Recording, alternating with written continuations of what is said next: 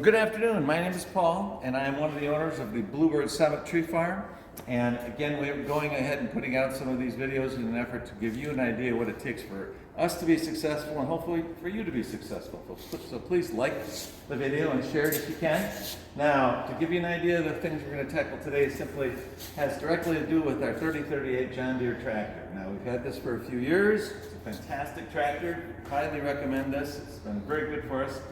But one of the things we had to make a choice for right away was the tire selection. Now, the tires you can see have a fairly decent sized lug on them, and there are three different types of tires you can get. One is a turf tire, which has no lug whatsoever for turf, people who raise sod, that kind of thing, so you're not tearing up the grass. The other extreme is a deep traction tread, which has a tread or a lug about this big, and that tears up everything it goes over, but it absolutely has fantastic traction. And this is, I believe, referred to as an industrial tread. It's got a pretty good lug for us. We need traction, and in the summer this does more than enough, and in between our trees it's gentle and kind to the soil. But at the same time, when it comes time for winter, and we're in the winter months coming into Minnesota and Wisconsin, we need to have traction. And the only way you're going to get traction from these tires on deep snow and ice, is to put on some chains. And I've got our chains in place here. And I went ahead and put on the other three tires, so I can give you an idea of how I did that. And again, it is some time-saving kinds of things that are help, and I learned these the hard way.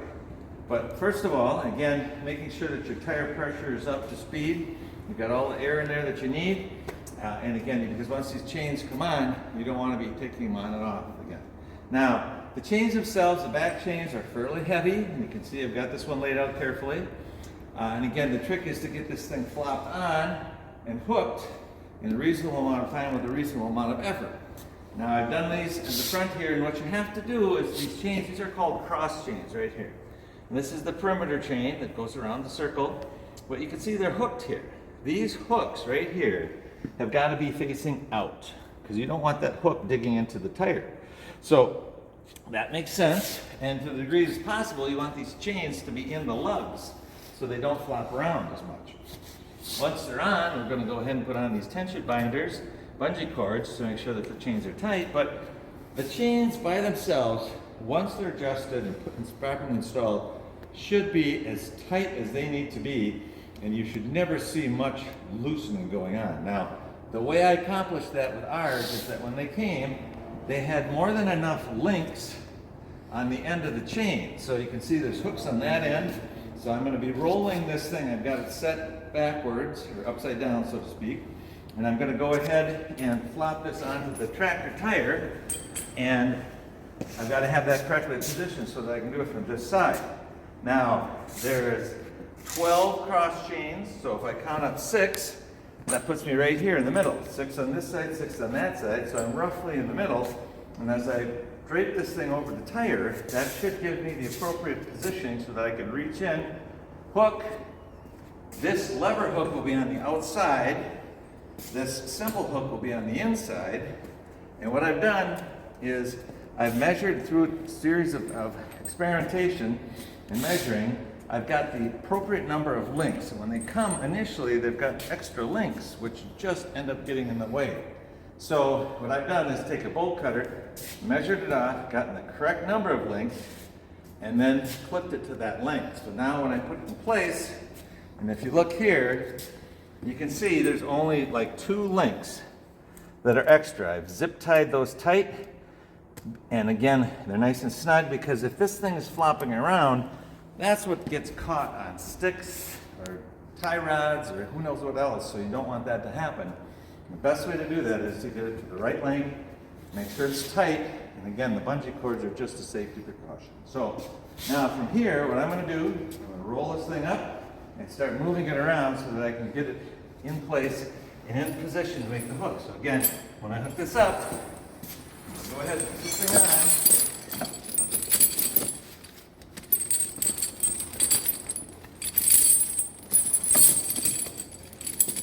Kind of see it's a bit of a wrestling match to get it in there, but as long as you've got it up on those blocks down there, makes it a whole bunch easier. Now from here, it's just a matter of getting this thing to evenly spaced.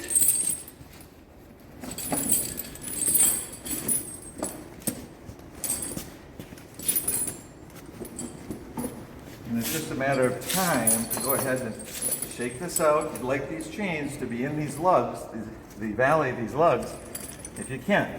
Now, it doesn't always work that way. But the more you can kind of even that out, the easier it goes together.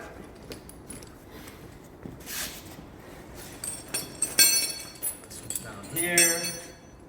And if this has been installed properly, you should be able to look at this and see it about in the middle there, see?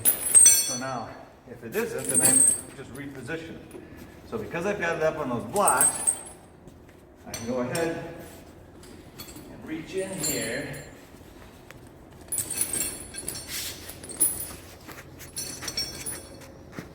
And I've got a little hook here. And I'm going to go on the inside here and I'm going to hook that, bring it over. And on the inside, it just hooks simple. Out here, you lever it tight so that you pick up the slack. Now, I've got a little carpet here for myself.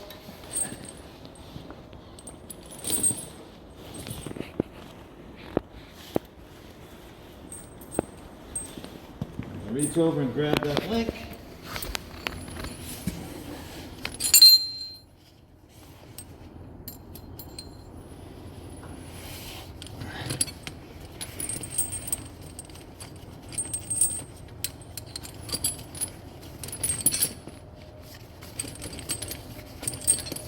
And as I look around there, I can see that it's pretty well spaced out.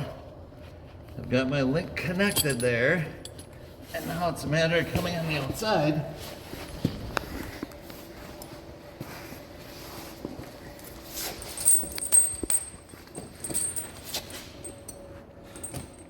Got a nice position.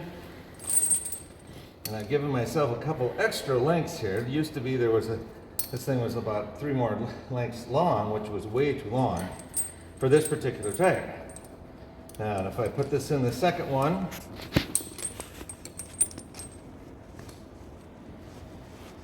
that's not quite enough. And if I remember correctly, I did this, I gave myself 1 extra link.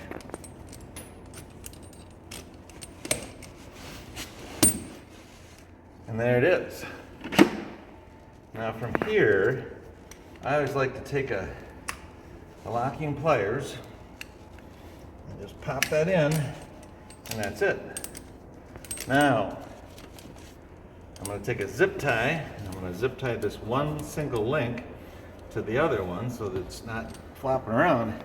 But by having just 1 link, and again, I've measured this carefully, so I didn't need any extra ones, but when it comes, it's got about 4 of them. Well, you end up zip tying them all back, extra links, which just loosen up over time, and it's not very long before they hook themselves on a bolt or something and tear your fender off, that kind of thing. So with that, now it's just a matter of making sure that it's looking snug, tight, get the bungee cords on, go out, drive for about 30 minutes or so, recheck the chains, make sure they're tight, snug them up. I might even be able to get that, a little tighter. It looks like I could probably get a little tighter right now.